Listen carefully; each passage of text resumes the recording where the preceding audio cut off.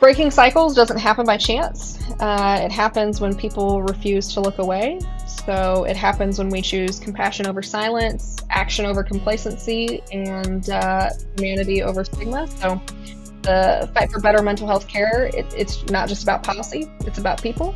It's about ensuring that no child grows up thinking their pain is invisible, that no struggling adult feels abandoned, and that no one is ever told that they're too much or not enough. So the time is certainly now. This is the moment to step up, to push for change, to refuse to let mental health be an afterthought, because it is health, and every single person deserves the chance to heal, to hope, and to be heard.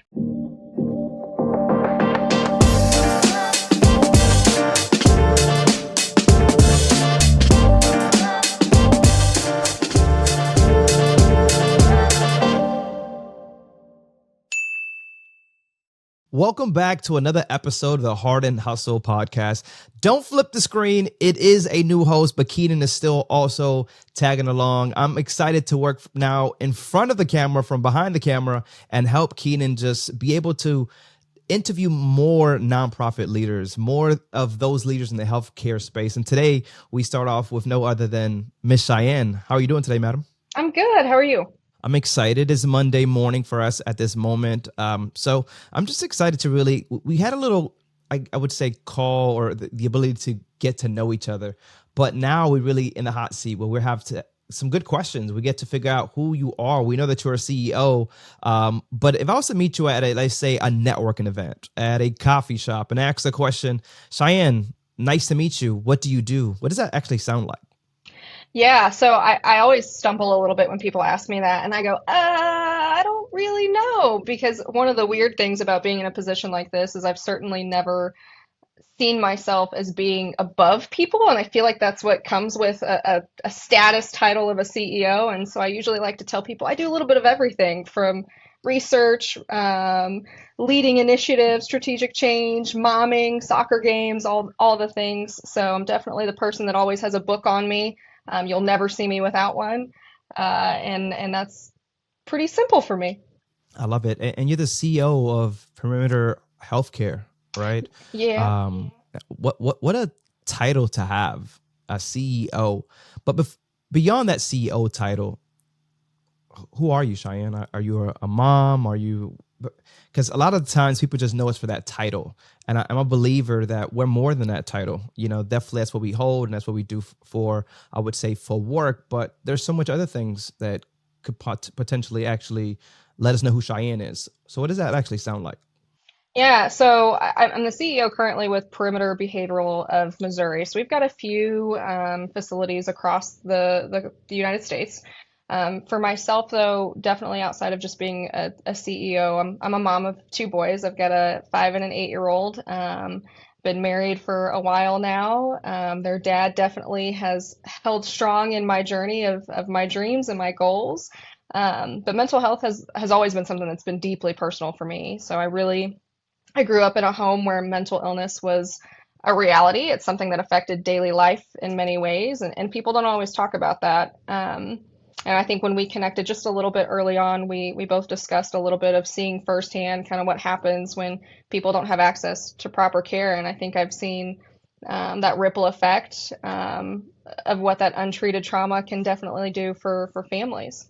If you can kind of share, what was the defining moment that really made you passionate about the mental health care? You kind of talked about that. Me and you spoke about a little, but for those that are actually watching, what was that moment for you, the pivotal moment? Yeah, so for a long time, I really didn't realize how much that my experiences had kind of shaped me. I just knew that I wanted to help people, and that's why I think I'm really passionate about what we do and the mission that we have in serving youth in the community and kind of inspiring that hope. But as a child, I was definitely fascinated by the brain. I wanted to understand how it worked, what made people think and feel the way they do, and how we could fix it, especially if something went wrong. And naturally, I think for me, that led me towards the idea of neurosurgery. And I thought, what better way to help people than by literally repairing the brain? And life had other plans for me. So I was in a pretty significant car accident as a kiddo around age 17, and I had multiple occupational therapy sessions, cranial manipulation, physical therapy, Just waking up and staying awake throughout the day was a struggle. Learning how to read, learning how to grip a pencil again. Those were all things I was facing as a 17-year-old, and most 17-year-olds are thinking about where am I going to go to college, right? And so for several months, I think I definitely struggled with feeling that sense of lost, helplessness, deep frustration.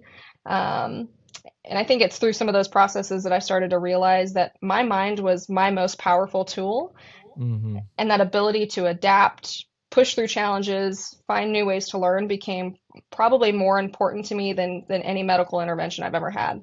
I'm definitely going to talk more on that because I want to know how you go from neurosurgery, right? And what was that aspiration there to then psychology? But I really want to talk about the nonprofit space.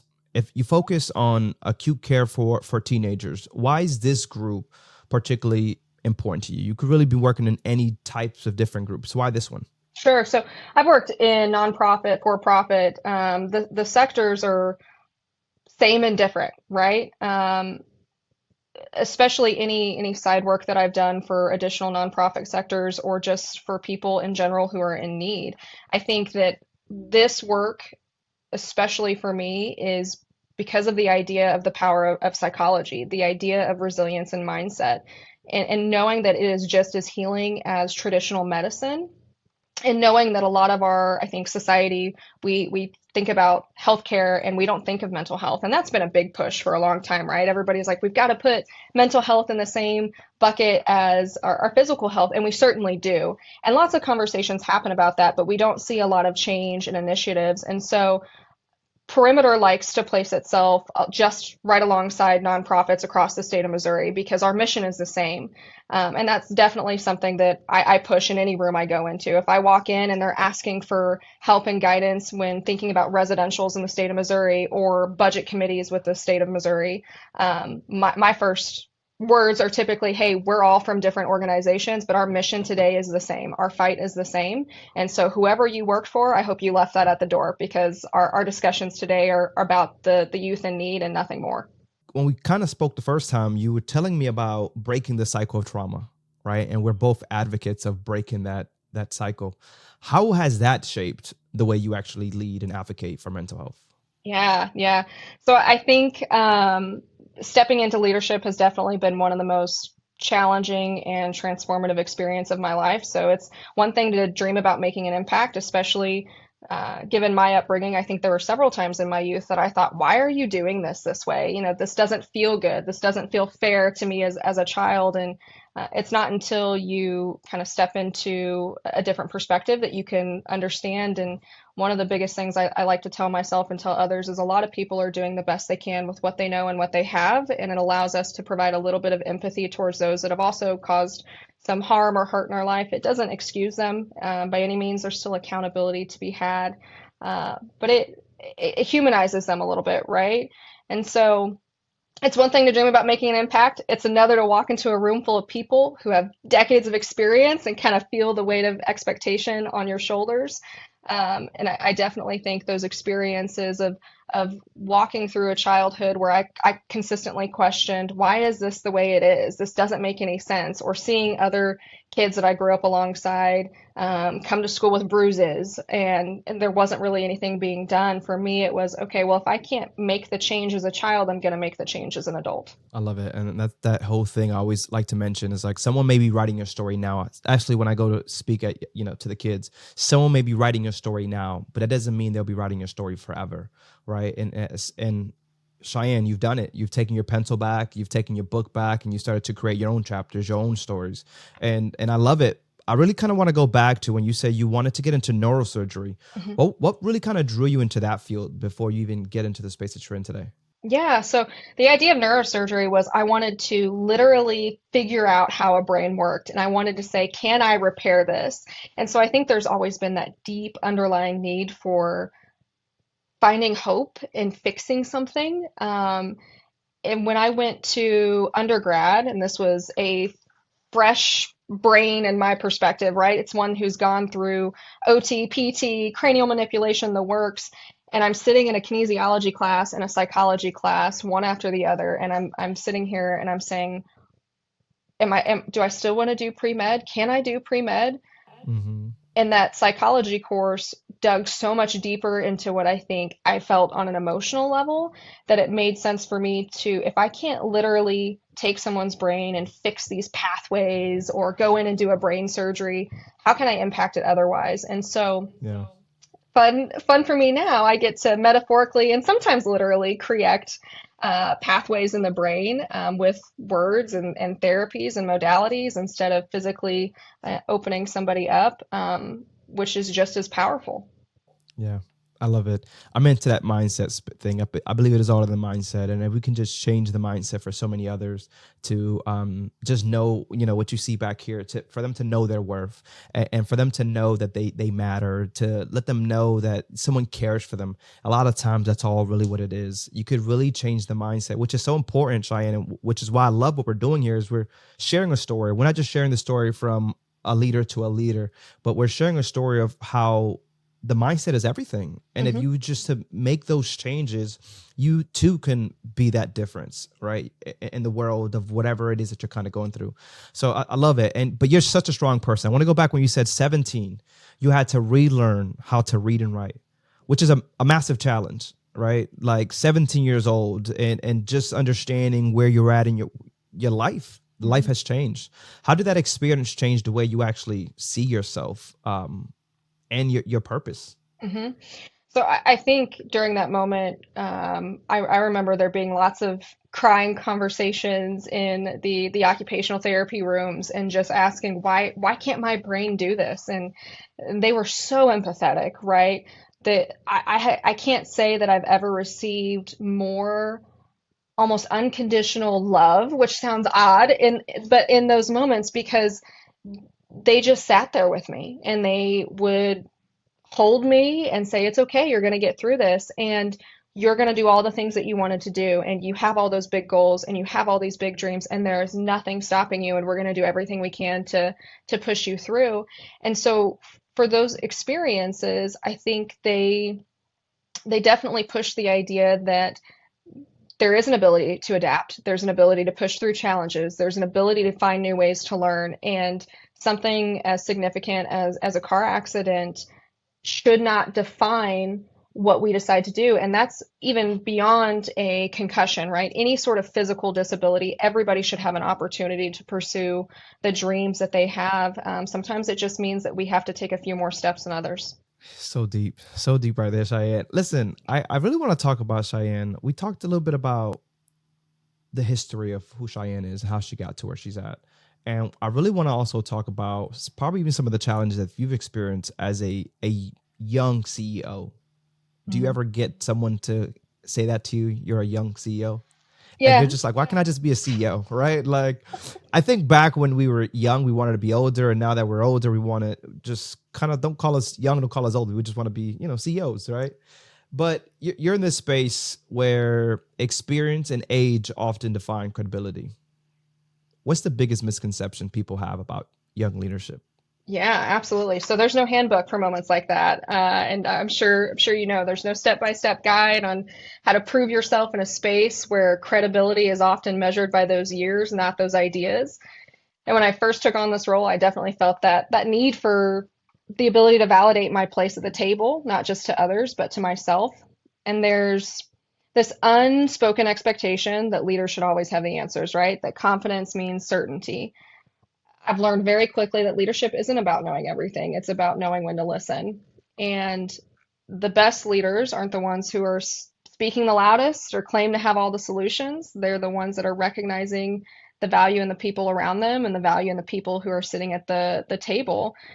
The understanding that true leadership is a balance between confidence and humility and kind of knowing when to trust your instincts and especially if I go deeper into that idea of being a young leader in a very established industry, it's not easy. There's resistance to new ideas, skepticism about change, and that kind of unspoken, this is how we've always done it mindset that can really feel impossible to break through. But where others see obstacles, I like to see opportunity, right? So the mental health care needs innovation. It needs fresh perspective, bold decisions, and people who are willing to really challenge those outdated systems. And I'm here for that challenge.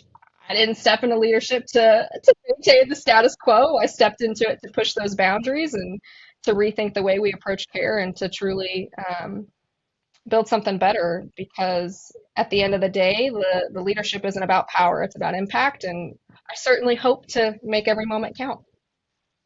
Listen, Cheyenne, and you already are. First of all, right? You're making it already count. What's really even more interesting is when people think a young age, someone like yourself that already experienced so much young, Hmm. you've lived life, right? Those things that you had, that trauma is what makes us who we are today, right? So I always, when I hear this young mentality or you're too young to take over a nonprofit, and I'm like, do you understand what I had to go through life to be here? I'm so beyond my years, right? Because those moments where you had to kind of really fight to be where you're at Hmm. today, that's what makes you that leader. That's what makes you credible, right? That's what kind of gives you the ability to walk into a room and understand, like, yeah, I belong here, because look where my life led me to, the things that I had to overcome to get here.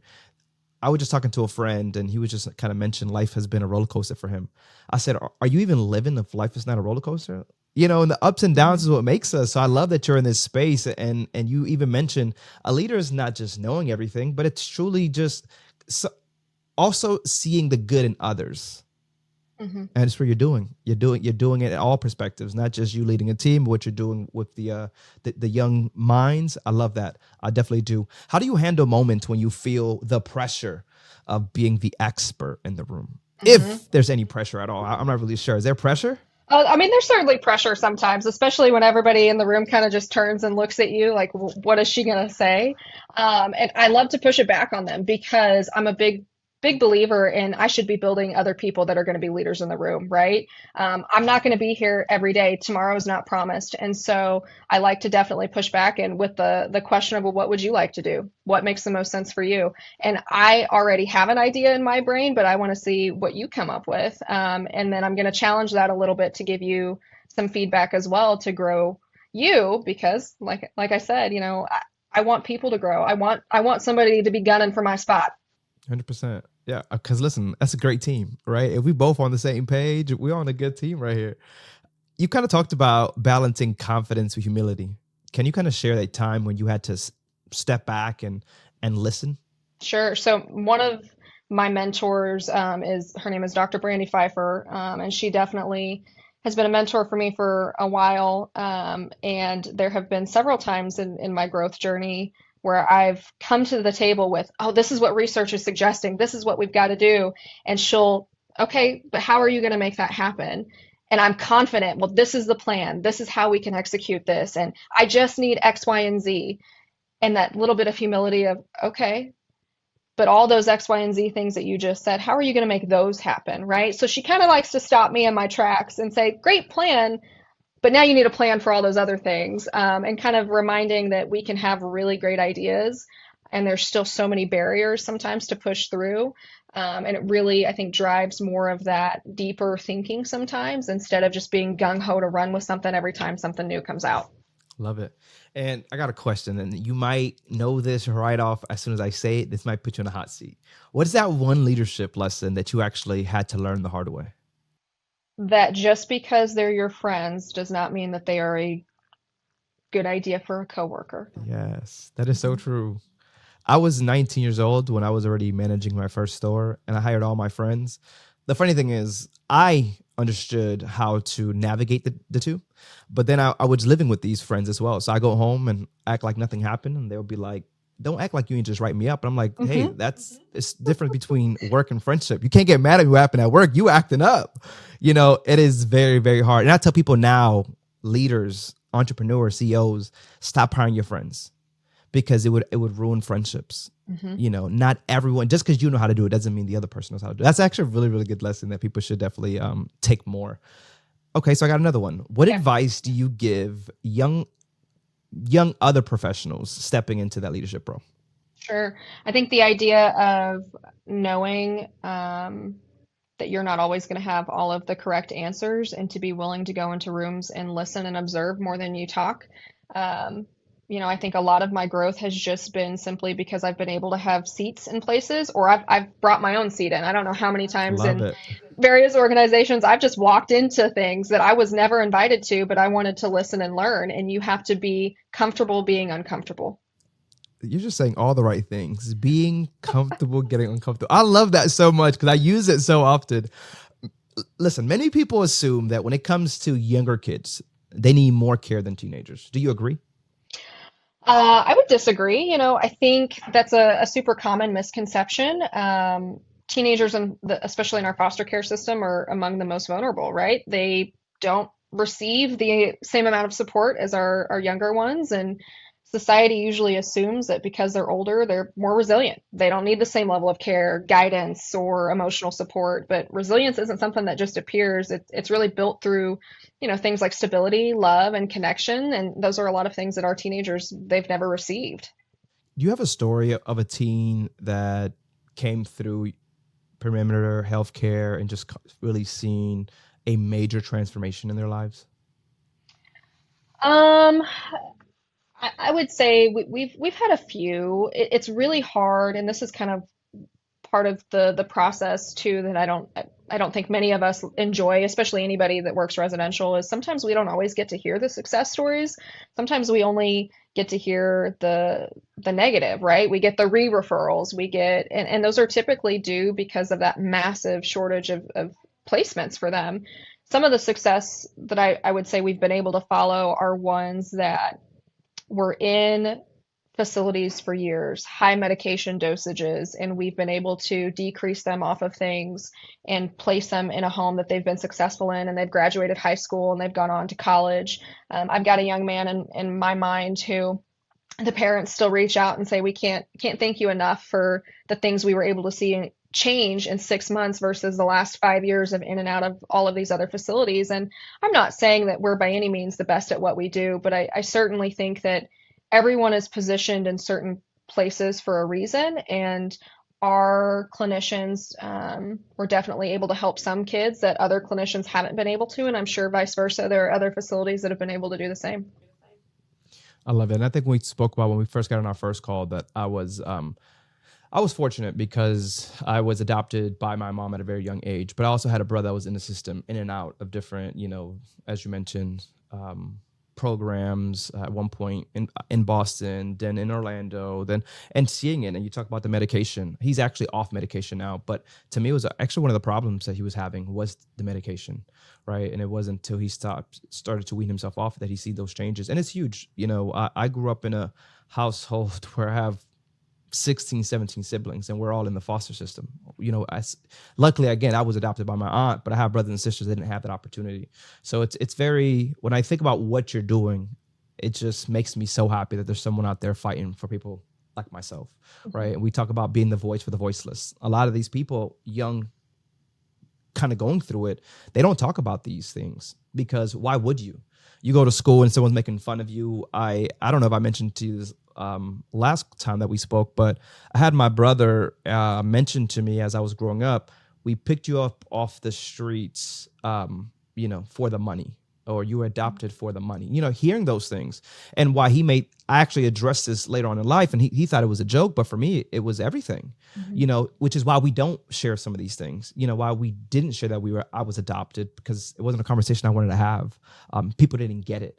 So I kind of love that you're in that space. What does that process actually look like when preparing these teenagers, by the way, for their next steps after acute care? Yeah, so I mean, I think it differs, and I really probably need to set the scene. And for me, as an example, it looks like being 15, right? You're shuffled through those temporary placements. You know that every move means another goodbye, and you're watching these younger kids find homes while you're stuck in limbo. And it's not because you don't deserve love, but it's typically because people assume that you're too difficult, too damaged, too old to be worth kind of that effort. And so for our facility, we do everything we can to help these kids. We don't just stabilize them, we prepare them, especially through building life skills, right? So we want to process the trauma, and we want to find a path forward.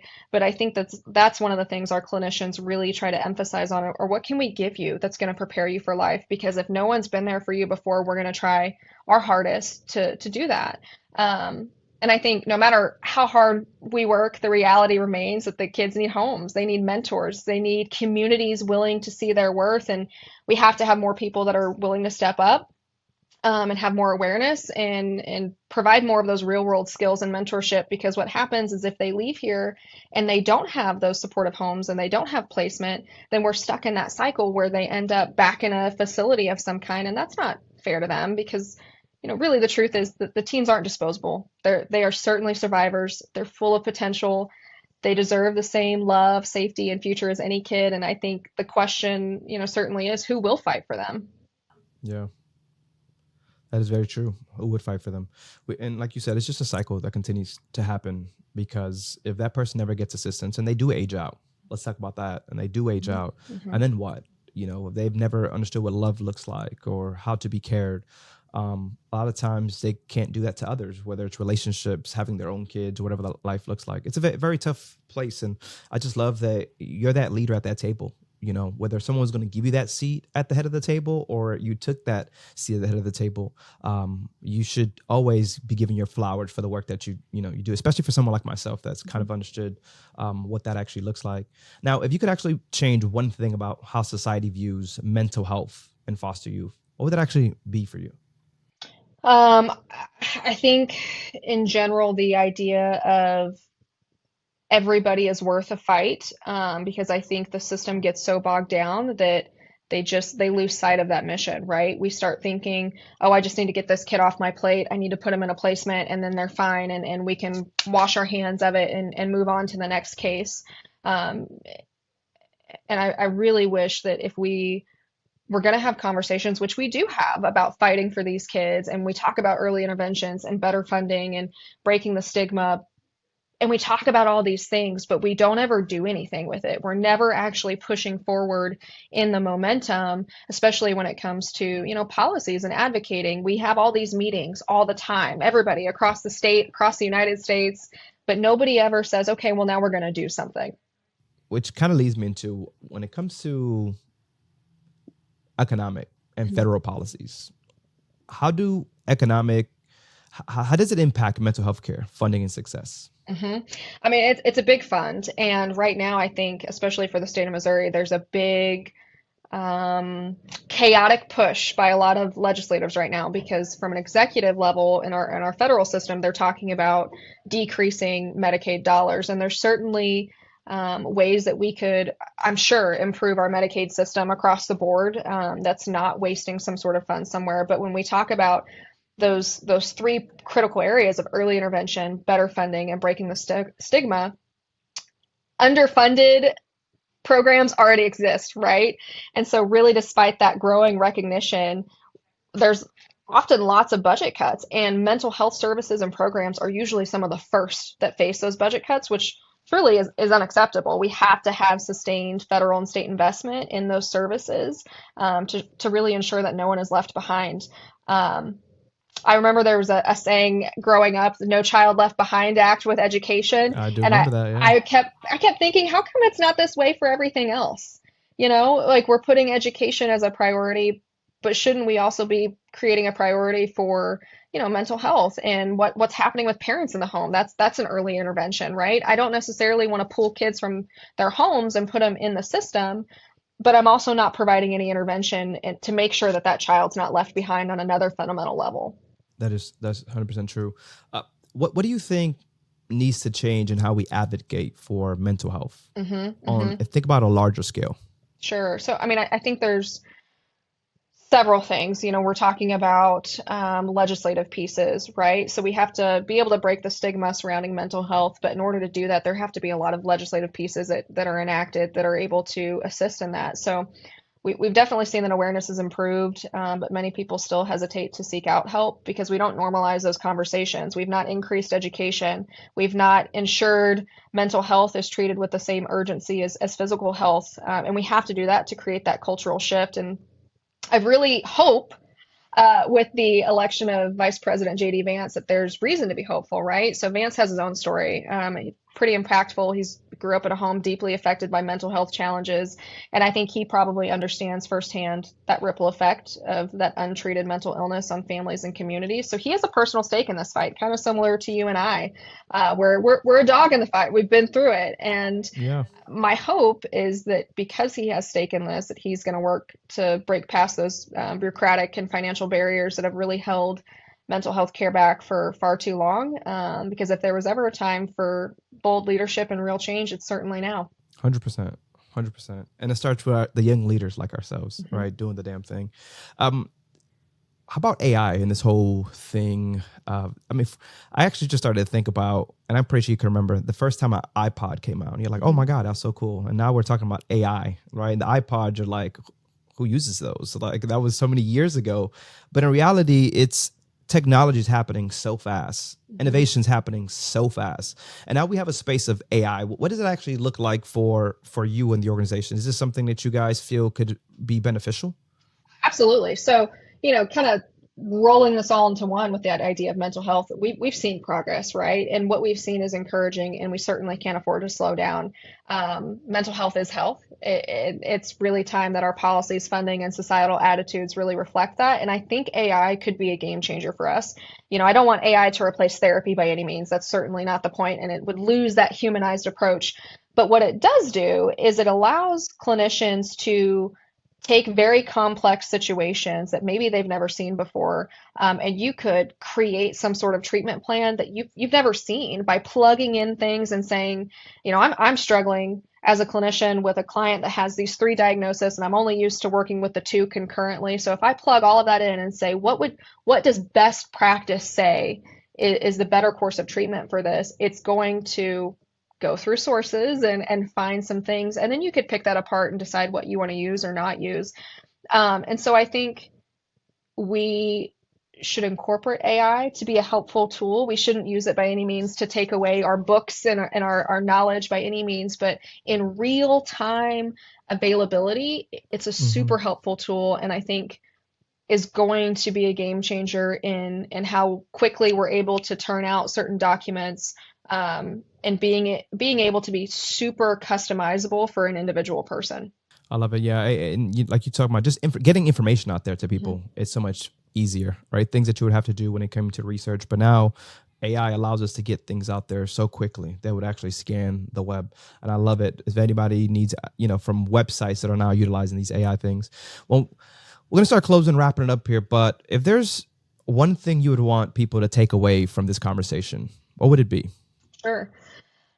Breaking cycles doesn't happen by chance. It happens when people refuse to look away. So it happens when we choose compassion over silence, action over complacency, and humanity over stigma. So the fight for better mental health care, it's not just about policy, it's about people. It's about ensuring that no child grows up thinking their pain is invisible, that no struggling adult feels abandoned, and that no one is ever told that they're too much or not enough. So the time is certainly now. This is the moment to step up, to push for change, to refuse to let mental health be an afterthought, because it is health, and every single person deserves the chance to heal, to hope, and to be heard. You should be a speaker. Are you doing any speaking, Cheyenne? Like this is some good stuff you dropped right here. How, Yes, how can the audience? What were you saying? I was going to say, not really, but I like to You think that maybe one should. You day. should. Hey, you never know, man. You never know what happens, or what blessings come. So, how can the audience support Perimeter Healthcare and the work that you're doing?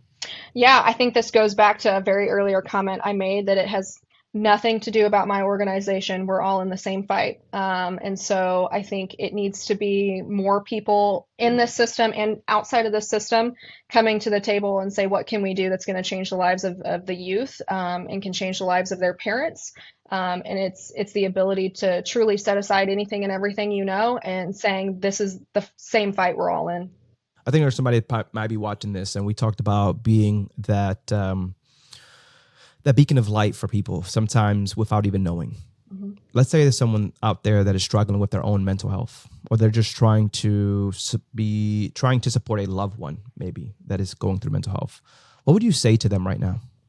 That the weight that you carry was never intended to be yours, and that it is okay to set it down and to remind yourself that you are deserving of love and you are deserving of peace, and that your heart can certainly heal and your brain can heal, and it's okay to go through the things, but to not let it define you.